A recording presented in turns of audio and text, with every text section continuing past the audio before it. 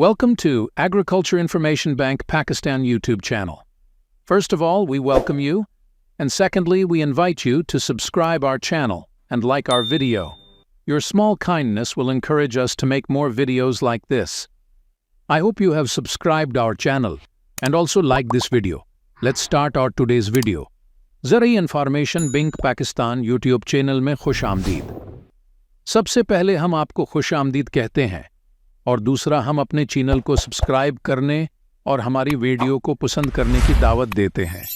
आपकी छोटी सी मेहरबानी हमें इस तरह की मज़ीद वीडियोज़ बनाने की तरगीब देगी।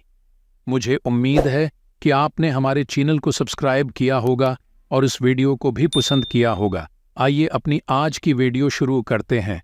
मौसमी अवामिल के लिहाज से सब्जियों की दो अक़साम हैं। गर्मियों की सब्जियां।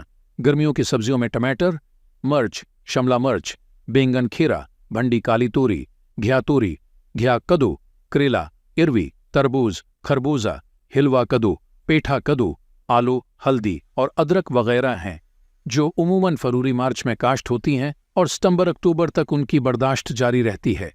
ये गर्मियों की सब्जियां कहलाती हैं। सर्दियों की सब्जियां।